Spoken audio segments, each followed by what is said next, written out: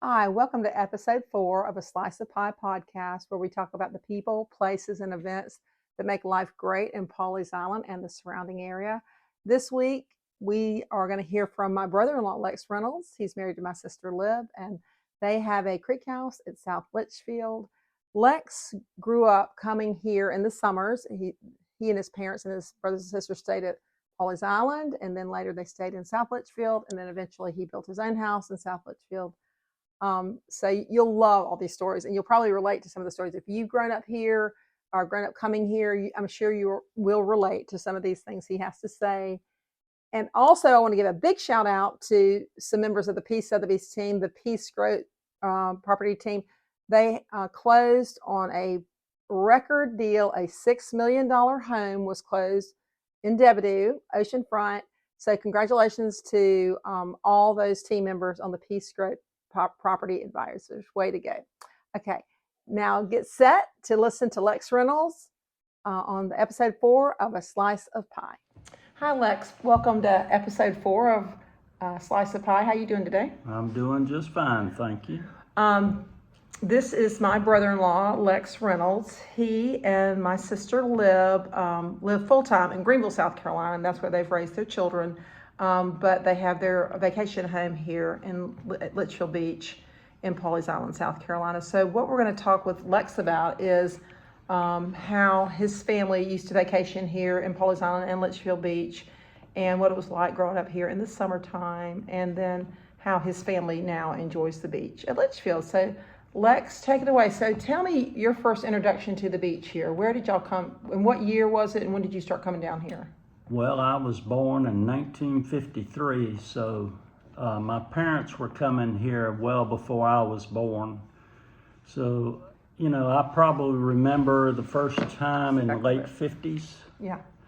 And then certainly in the early 60s, I remember that. We came every year for 2 weeks during June, typically. What beach were you coming to? We started out going to Pawleys. Oh, and okay, keep going. I'm sorry. We started out going to Pawleys from the 50s, from the best of my recollection, to the 60s, late 60s. My parents then bought a house at Litchfield Beach on South Litchfield on the ocean. And then... Is that house still here? That house is still here. It's owned by a lady from Greenville. They sold it in probably 1972. And in 1973, they bought a lot, which was the last lot on the beach at the time, on South Litchfield. And in 73, they built their house there. And that was before anything else was south of there. So they were the last house on the beach. Okay, well, let's go back to your family, though. So you bought this house, and y'all bought the house in South Litchfield. How old were you then? Well, back then, let's see, I was 20. You were 20? Yeah. When they bought the house? Oh, the first house? I'm Yeah. sorry, I'm thinking of the first... No, the first little house that y'all had. Little house. I mean, I was roughly 18. For the first house? Yeah, for the first house. Okay, and then how long till y'all built Susie's Sabbatical? I was 20, 21 when Okay. we built Susie's Sabbatical. Okay, so in the years when y'all were going to Pawleys Island and then the other little house, did y'all come here every summer? We came every summer. For how long, 2 weeks? 2 weeks at a time, and we stayed in probably 3 different houses on the north end of Pawleys. Like I say, we finally, sometime in the late 60s, they switched to Litchfield, and I'm not sure why Mom and Dad did that, but... Did they have friends that were coming to Litchfield? We had a lot of Greenville friends that we came down with. They'd stay the same amount of time, same time span that we did, so we all came as a group. So when your memories as a child, what do you remember about coming to the beach? What are some of the things y'all were doing then? Well, I remember it took us about 7 hours to get here because the interstate wasn't open then. I think I-26 was started in 1960, so we had to take back roads, and it was a long trip. There were 7 of us in one car. Wow. My parents. Tell me everybody that was in the car. Okay, who was in the car? I've got 4 siblings, one who's now deceased, but at the time there were 5 children in all. My parents. Tell about your mom and dad. Tell everybody in the family. Who was it? Well, of course, Bub and Susie, my parents, and then Hayes, my older brother, and myself, sister Susan, sister Jackie, and Neil, who was the baby. Mm-hmm. Did you have any dogs or pets with you or anything? I don't believe if we had pets, we didn't have room for them in the car. There were 7 in one car.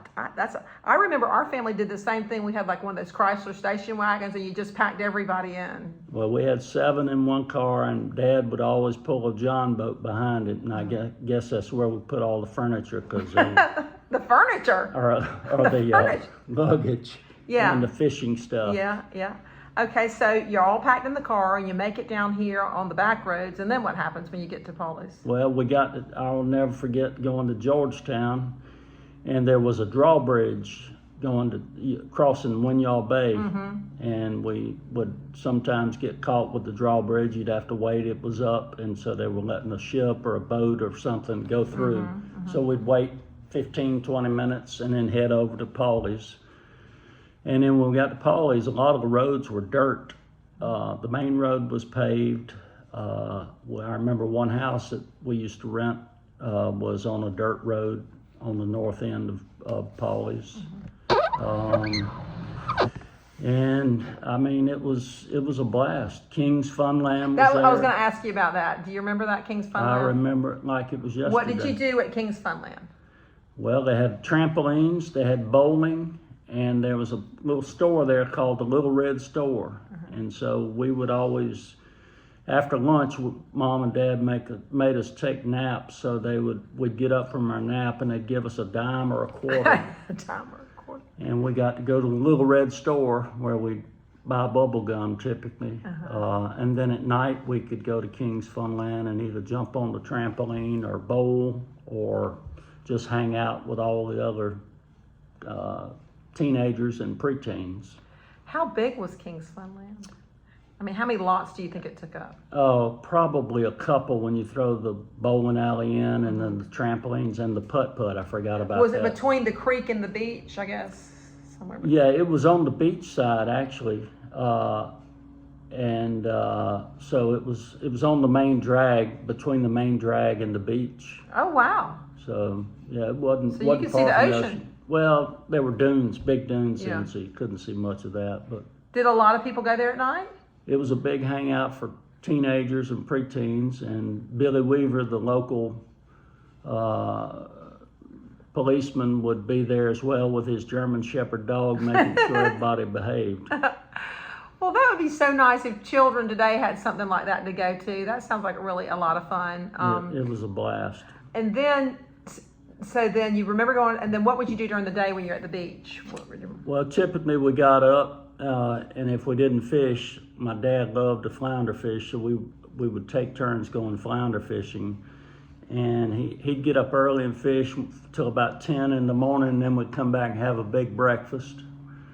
And who was cooking the breakfast? We had a woman by the name of Neely, and I don't remember her last name. Was she from here? She was a local, and she would come fix breakfast and lunch for us.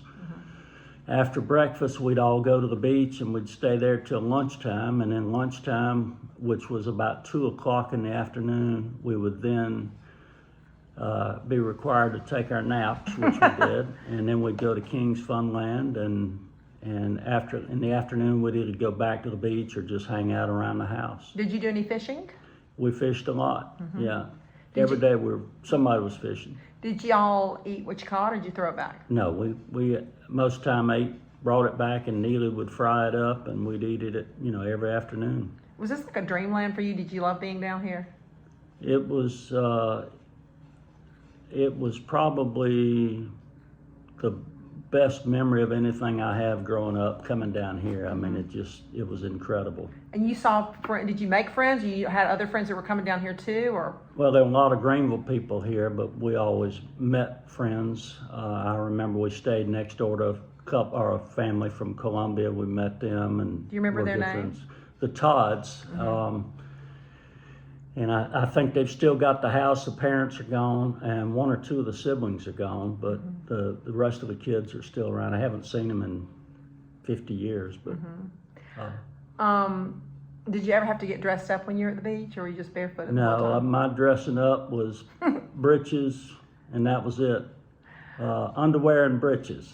Did you wear sunscreen, or did you get burned? Do you remember? No, I never put an ounce of sunscreen on.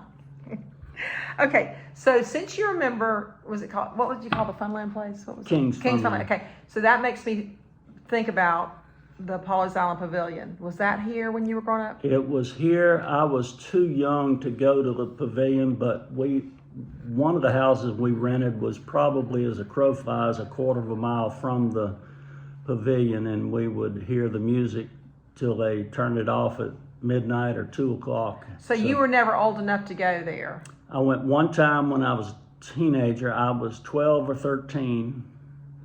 And did they have bands playing in there? Yeah, they did. That night they didn't. We had what they call false IDs, so we got in on those. And wow, all the way back then? All the way back then. Wow. I see they carded you when you went in. Yeah, as I remember, they carded us. I know if you got beer, they would card you. So they were selling beer there?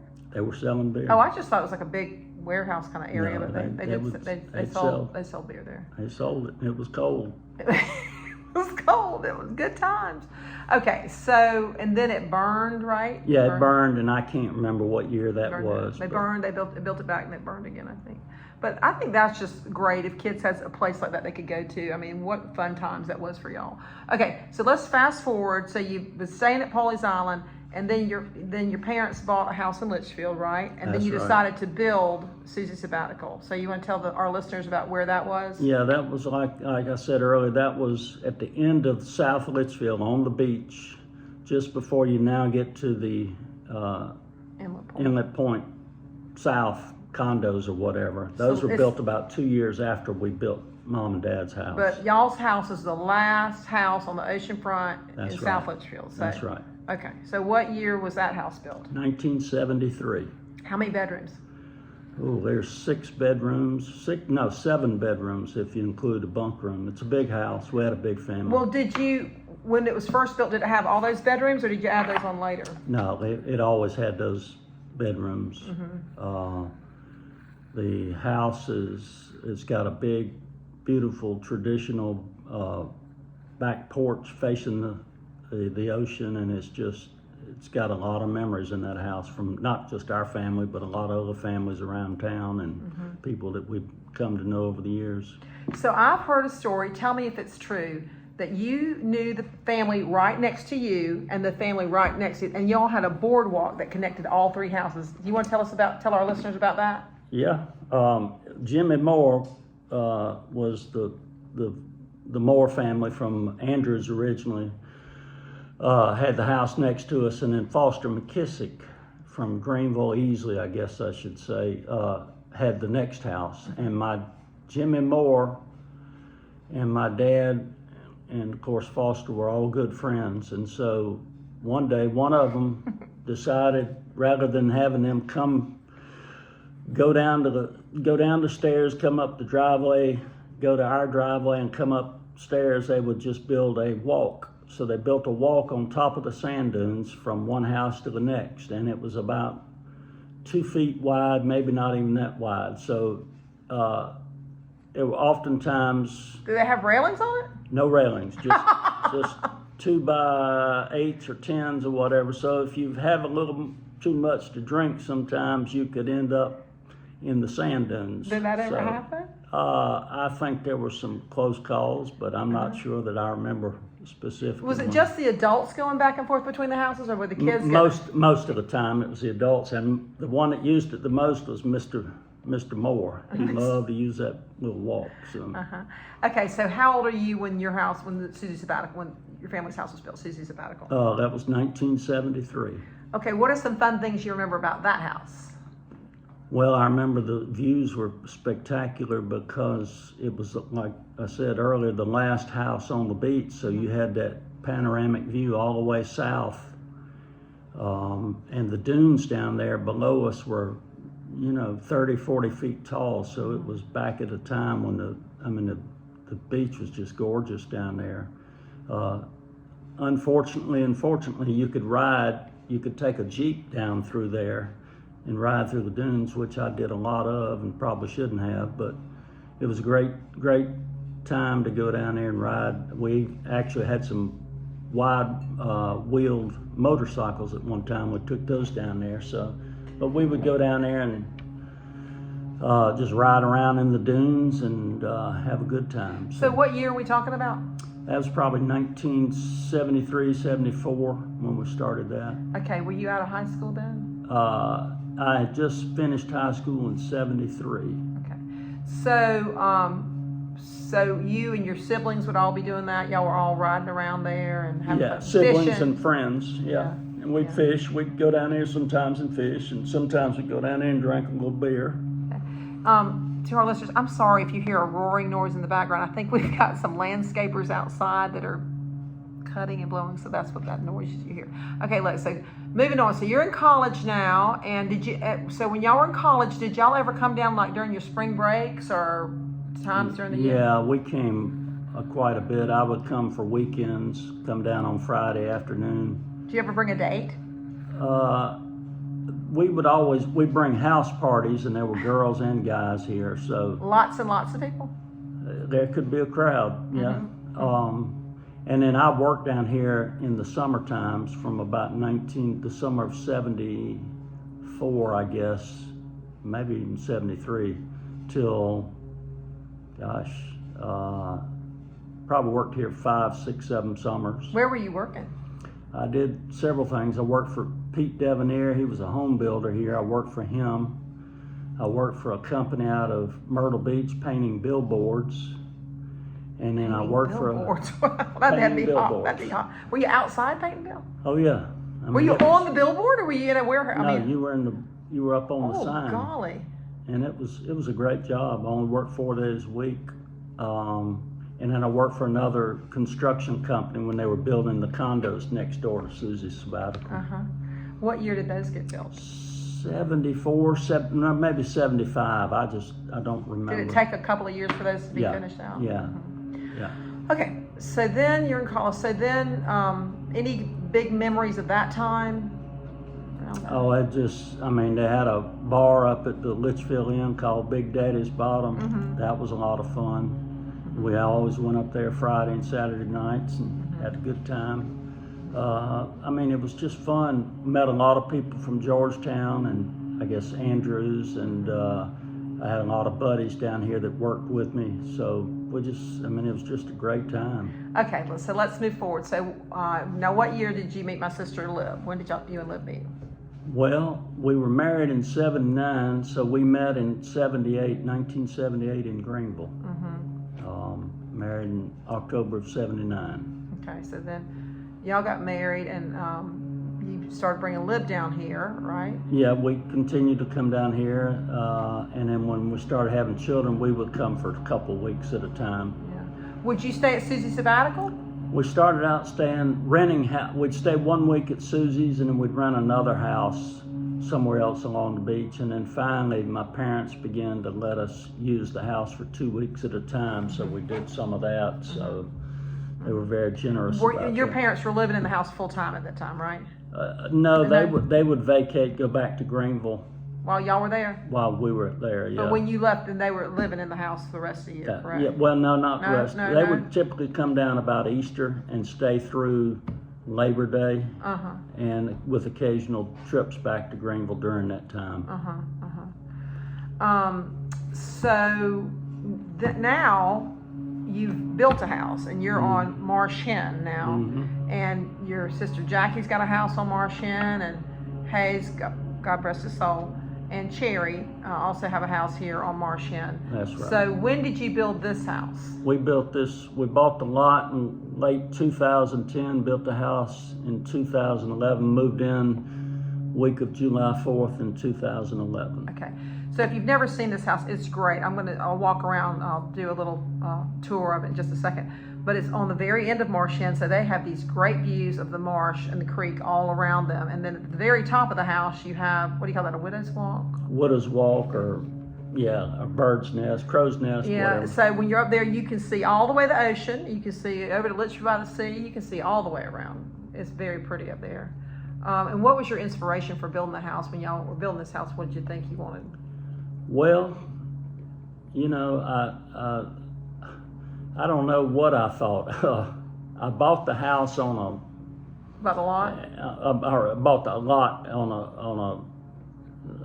I'm an impulsive buyer. When I go to get something, I usually do it, and I'm out of there. But like this lot, I bought it within. The guy was asking, my next door neighbor, actually from Spartanburg, great people, had a pretty big number on it, and we finally, I threw a number at him, and we talked a little bit and went back and forth, and finally we settled on it. And I went home. I think I told Liv I just bought a lot or something, and so we. What did she think? Liv, what did you think when he bought the lot? Liv, what did you think when Lex bought this lot? Were you happy that he bought the lot? To build this house on? What about it? Were you happy that he bought the lot, or were you surprised? Well, first I told him not to buy it. She said, Okay. first I told him not to buy it. She told me not to buy it. She always wanted to be on the ocean, and I always wanted to be back here on the creek. Well, the reason I said don't buy it was because we rode past it in the Can you come here for a second? Just tell. Can you come here? Just be on the video for just a second. She just, My concern. her hair's not done, so she doesn't want to be on the video. Come here. Come here. Can you just come here? So tell everybody. So tell our listeners, why did you not? This is my sister Liv. Why did you not want this to be here?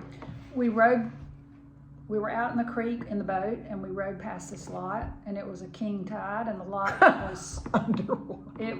about a half of it was underwater. And so I told him I didn't think that was a good idea for him to buy that lot. And the next summer we came back, and it was still for sale, and he really wanted it, and he promised me that he would build the property up if we got it. And I said, if that's what you want to do, that's what we'll do. So that's what he did. Are you glad? No.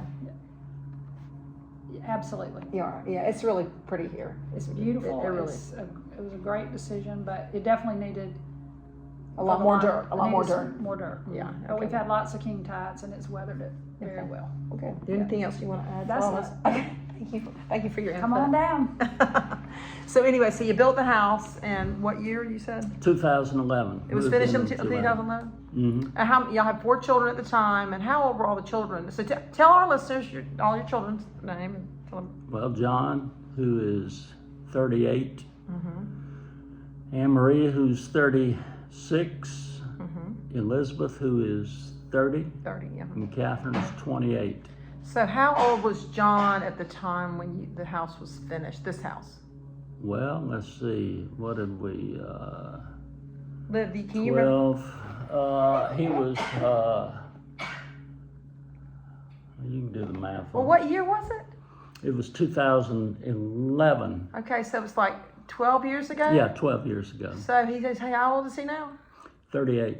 So 26. 26. He was 26, and Anne Marie's 24, Yeah. and so on and so Yeah, forth. yeah. Okay.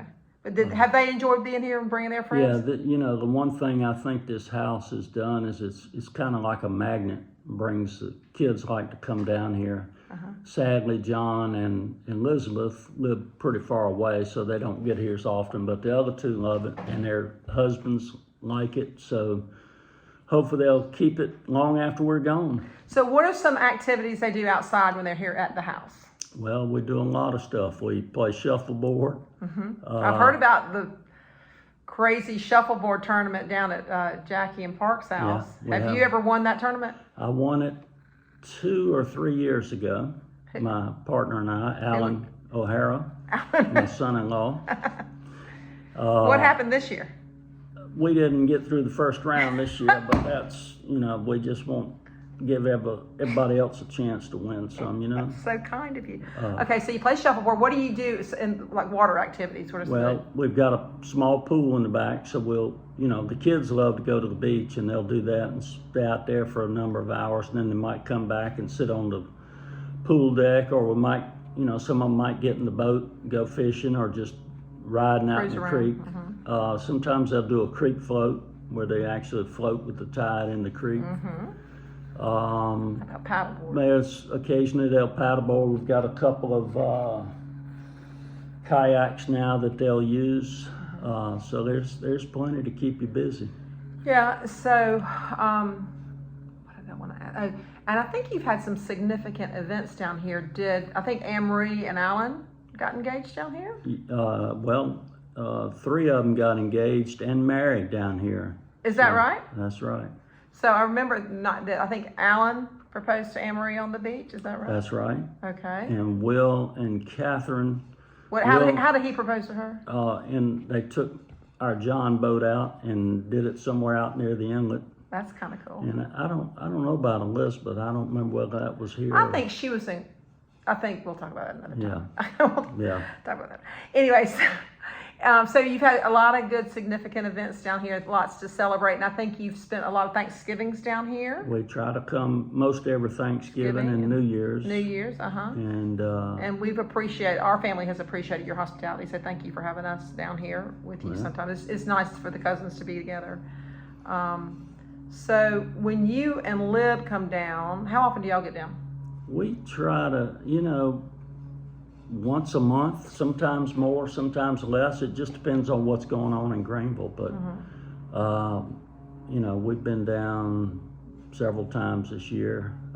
This summer, we'll be here this time for a week, go back for a week or two. We'll be back Labor Day. So, once a month or more. Okay. So I want to ask you about a few other things that you do when you're down here. And I want to go on a tour of your house if that's okay. But the first thing I want to talk to you about is, do you remember Hurricane Hugo and how it impacted the beaches down here? What do you remember about Hurricane Hugo? Yeah, What year was that? 1987 or 89? 89, yeah. 89. What do you remember about Hurricane Hugo? I remember coming down a day or two after the storm. Were your parents down here? They were here. They went to Georgetown and spent the night in the Georgetonian Motel. Oh my gosh, it that was scary. Yeah, it didn't bother them much. Ooh. We came here and the National Guard wouldn't let you cross the causeway unless you had proof that you were a homeowner. So somehow we got across and went to the house, and the roads were full of sand. So we're talking about Susie's sabbaticals, where they were going to the oceanfront house. So the roads were all sand. Yeah, roads were all covered in sand. Okay. The dunes were non-existent on the beach. Flattened, flattened. The water came in through three windows downstairs in Susie's sabbatical, and it sucked everything out of the house. Like furniture, everything was gone. And what was left was about a foot of sand. There was no furniture downstairs. Mm-mm. That's crazy. Were any of the walls missing downstairs? Well, no, it came in through the three windows. It just knocked the windows out, and the woodwork around it, and then went out the front door, basically. Do you think that the furniture started floating and just floated out through the windows or something? Or? I have no idea. But it just wasn't there. Mm-mm. How high was the watermark on that house, do you think? I want to say about 4 feet. I don't That's really not. remember. I can't believe it was only 4 feet. Maybe it was higher. I just don't would remember. Be higher than that. But we were here on vacation and left the day it came ashore. We had 2 children at the time, so we came and actually helped Dad board up the upstairs. We had plate glass or sliding glass doors facing the ocean, so we put plywood over those. Did those survive? They survived. Nothing upstairs was damaged whatsoever. It was just all downstairs. How about the roof of the house? The Roof had cedar shakes, and there wasn't a single cedar shake missing. That is incredible. While a lot of the fiberglass shingles on the other roofs were, they were gone. So this house was solid. Yeah, it withstood. What was that? Number 5, a category 5, 4 or 5. But it's built on driven pilings, as this house is. So those, I think, weather that kind of event better than most. But the fact that none of the shingles were gone, that the windows were intact, that the building itself was intact is absolutely amazing. And these are not impact glass windows. These are just single pane windows. Well, that was quite a well-built house for sure. Yeah. So, and your parents were fine. Nothing happened to them. And I think electricity was out, the power was out for a Yeah, long oh time. yeah, it was out for several days. Or a week. Maybe. Yeah, I don't remember exactly, but Yeah, it was probably out for a long time. But also, okay, so that, and then that was that house. But this house has not really been, have you been through any storms with this house? we had Matthew, Ian, there may have been a couple more, you know. Have you had any damage to this house? No, they changed the building codes after Hugo, so I think we're like, first living space is like 15 feet above the high water mark. So the only damage we've had is we get a little water in the pool, which we have to pump out and clean. And then the elevator shaft will collect water, so we got to clean that out. Well, I believe you've lost a couple of golf carts. Well, yeah, but we've lost those, but the insurance paid for those and we were fine. So for the listeners out there that might want to be at the beach during a storm, you know, you can just call a local golf cart store and they'll come pick your golf cart up. But for some reason, Lex hasn't ever done that, but maybe for the next storm. Well, I did for a couple storms, but Ian, I thought it wasn't going to be that big a deal, and I was wrong. So You did try and elevate the golf cart some. I've got some ride up, I don't know what Risers? you call it. Yeah, whatever they are, but it Wasn't high wasn't enough. quite enough. Yeah. For you, the king tide doesn't come up into the yard, does it? Does the king? Occasionally it'll come up, depending on how bad it is. It might come up 3 or 4 feet into the yard, but it doesn't get up under the house. Right. But, you know, a lot of people, when they're moving here, they'll think, oh, I don't want to be near water. I'm worried about flooding. But these houses here are built to withstand water. And even if the water goes underneath most houses, it just recedes back out and we're good. So what I always say, the risk is worth the reward. I mean, if you want to live here or want to be here, you're just going to have to say that sometimes there's a risk. It comes with the territory. Yeah, but it's certainly most of the year is gorgeous, a beautiful place to be. Okay, and there are 2 more questions. You've been the president of the Litchfield Beach Property Owners Association? I wasn't. I was just on the board On the for board. a couple terms. And what did you have to do on the Litchfield? I was at some point I became in charge of the accommodation tax committee, which basically is you go to Georgetown County to meet with the tax commission where they reimburse organizations like us for expenses that are done for the good of the community. Our biggest expense was trash collection. The Litchfield Beach Property Owners contracts out to have the trash picked up, and the tax committee is nice enough to reimburse us for that expense. How about the public access boardwalks that go out to the beach? Those are maintained. The Property Owners Association will do minor repairs, but major repairs like replacing after a storm is responsibility of Georgetown County. And about every 4 houses you have a public beach access? I don't know if it's every 4 houses, but there's quite a few, probably more than there should be, but yeah, there's a few of them. So, okay. So you've done that. Now, the other thing I want you to tell our listeners about, there is some long-standing social club that your father was a member of, and now you're a member of, and they have a meeting once a year, and it has a funny name to it, the Pawleys Island Yacht Club. Pawleys Island Yacht Club. Yeah, tell us about the Pawleys Island Yacht Club. You can't own a yacht. You just, when it first started out in the, I guess, the 80s, they actually had regattas where they'd pick a house on the beach and you would drag your boat over there and you put it in the ocean, and they actually had buoys out there that they had some kind of course you would sail around. What kind of boats? Just sailboats, any kind of boat. How are they getting out into the ocean? I mean, most of these are not big boats. These are small, like a sailfish or a sunfish, and then you just carry them across the dunes. And would you just sail out and then come back? well, no, they had a course you would go around, and they had an official out in a motorized boat, and he would direct everybody. I wasn't paying attention to all that stuff, but Was there a trophy? there was a trophy, and Did your dad ever win? he never sailed. He never sailed. He drank salty dogs up on the deck. He was having a good time. And it's just a social thing now. There's no more boat races. We have a party, 2 parties a year Good Friday fish fry, and then 4th of July we have a big get together with all the members. Are there officers of this club? Yes, there are. Who are the current officers of this club? Were you ever president of the I was president 2 years ago. Alfred Robinson from Easley took over from me. So, and Mark, I can't remember Mark's last name, from Florence, an attorney from Florence. Do I know him? Mark Bike? Bike. Mark Bike? Yeah, he is now current president.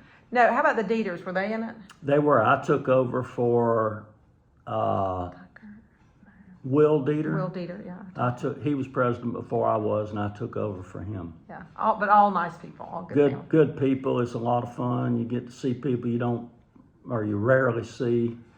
And how does someone get admitted into the Pawleys Island Yacht Club? Is it just children of people, the original members? No, I mean, anybody, I guess, could get in. You just have to let them know you want to get in. Is there a secret ceremony or some dues they have to pay? There's no initiation. There's no nothing. initiation? No, it's just... No voodoo or anything? No, It's all good. All good. Yeah. All good, clean fun. That's right. Okay, so is there anything else you want to tell the listeners before we go on the house tour?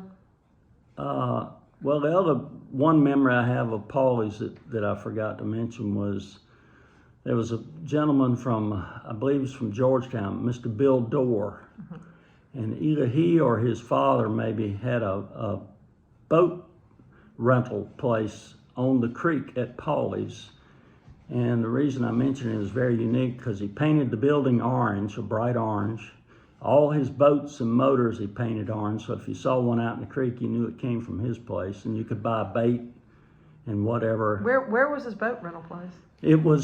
It's by the house that is, it's on the north end of Litchfield, Pawleys on the creek. And it was Is it the furthest north? No, it's south of the southernmost boat landing at Pawleys, and the house is owned by, or the little house that was his boat shed is owned. It's part of Is it owned by the Coopers? No, it's owned by the. I want to say. Does it look like a little shed? Yes. I know exactly the word. It's the Gillette family or the people that own, I want to say Remington, but it's not. Schick? No, Remington? somebody had a famous shaving company that sold razors. I don't know who that And is. it was their family that owns that place, or owned it till recently.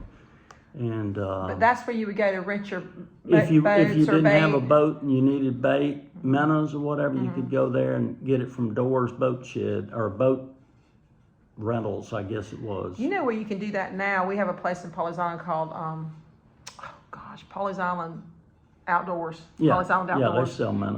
They have boat rentals there and lots of merchandise and lots of fishing and hunting equipment and Right. things to apparel you can wear. So in there, and I think you can probably get a fishing license there too. I wonder if you can get there. I know you can get a fishing license at Pawleys Island Supplies. But you do. Yeah, there was a couple other real quick things to mention. One was there was a black gentleman out that had a little, what they call these bateaus or whatever. Yeah, bateau. It's a Bateau. flat bottom boat. Yeah, and he would stand up in that thing and he would sell shrimp and oysters. Where? And you'd see him in the creek at Pawleys. And then he would get out and I guess come to people's homes and sell the shrimp and the oysters. Well, and all. people would have to be living on the creek in order to purchase from him, correct? I would think that'd be best, but I think he would come anywhere to sell it. But his name was Philemon, and I can't remember his last name. Philemon, that's a biblical name, Philemon. Yeah,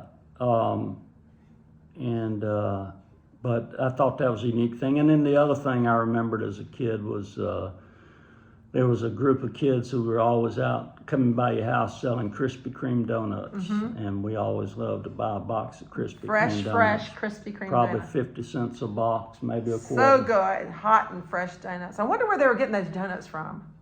I have no idea. Was it Garden City or something? Myrtle Beach, Garden City, I don't Coming know. a long way with those donuts because there was no Krispy Kreme factories around. No. Those are just some good memories I have of those times. It was a great place to come and grow up, and it's still a great place. Lex, would you tell us a little bit about your beautiful beach house, your creek house that y'all built? So tell me about this room. This looks like the highest floor in the house? Well, we did the inverted floor plan where you have most of the living space, like the den, kitchen, breakfast, and the master bedroom on the top floor, so you can get the views. Yeah, that's And, very pretty. So you have those porches on the outside where you can sit. Yeah, and we can sit out there and watch the wildlife. Okay, so this is your main family sitting room, and that's your dining room over there? Yeah. Was that always the dining room? No, that used to be a screen porch, and we changed that a few years ago. We just enclosed it because we weren't sitting out there enough on the screen porch. It was always too hot, too dusty, too cold, whatever. So we switched it, and now this is the dining room. Beautiful. It really is beautiful. I love the color, light colors. Okay, now and you have your kitchen right here. Kitchen's right there.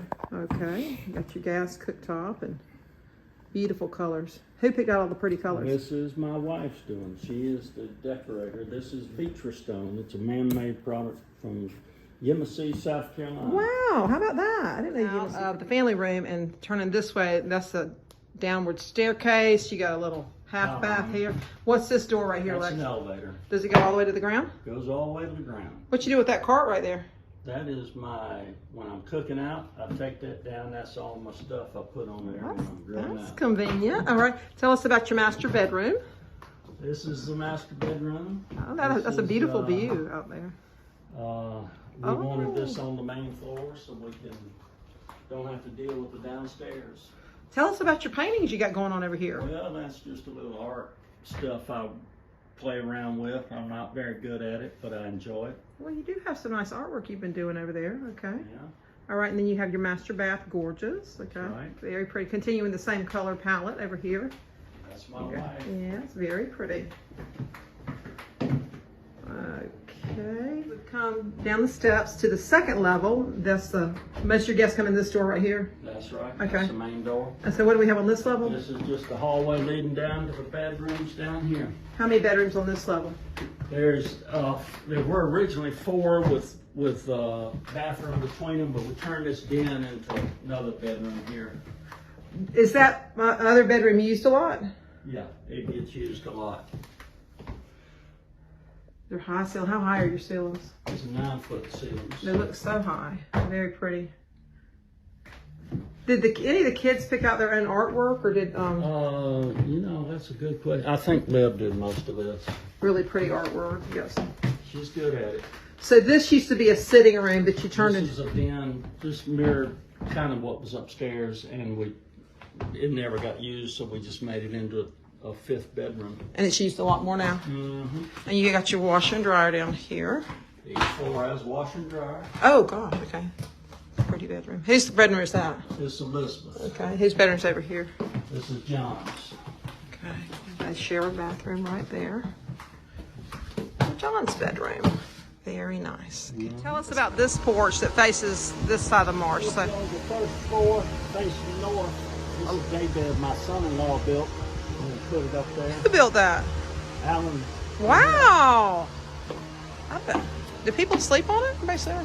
I'll come out here and take a nap. Do you? That's very. I think a lot of coastal houses have these now. It's not a bad spot when the wind's blowing the right There's way. your swimming pool, and then that's the road. That's Sportsman, yeah, coming in, Off yeah. Causeway. Okay.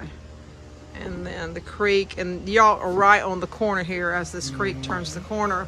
And I guess this staircase goes up to the crow's nest, or the what is? Or no, that goes to the porch on the Okay. And then this is coming around the corner. Those houses over there, those houses can go access from 7. Highway 17, right? Yeah, And that's your dock right there. that's it. Very pretty. Okay, Lex, this is your dock, and we're under the little shed underneath your dock. What's this? Where'd the picnic table come from? We found, my son-in-law has found a picnic table about a quarter of a mile from here in the marsh. When? About a month ago. And then obviously it got washed out with Ian, so they took it out and brought it back here, and now I'm stuck with it. Well, if this belongs to you, you can come get it. It's safe here at the Reynolds house, okay? Yeah. I like it. Now, who gave you this little sign? My brother-in-law gave me that one, and I've had a couple people test it, and they thought it was accurate. And But it's not public. This And is. the rocking chair came out of the marsh too. Oh, that's a nice rocking chair. Yeah. I'm gonna clean it up and stain it. Very nice. Okay. Okay, you can get a good view of the house right here, which is good. All right, let's go back. Here's your house. And I think it's amazing you got this beautiful house on this piece of land because it didn't look like a big piece of land when you started building it. But who was your builder? The Poolin brothers. Yeah, Poolin Brothers. They did a good I don't job. know if they're still in business. They are. They actually are still in They're business. good guys. They did a good job. Who named your house over here? One of the kids named that, I think. Let's see what we got here. Lex's Liberty. Very cute. Incorporate both y'all's name. Well, you did a good job and nice times in this house, continuing on what your parents started so long ago. Give it our best shot. Well, thanks for visiting with us today on the podcast. I have to come back. We will. Y'all come back. Bye. I enjoyed listening to my brother-in-law, Lex Reynolds. He does a great job telling stories. I really enjoyed listening to everything he had to say. So stay tuned. Next week, we'll be back with another episode, and I hope you have a great week.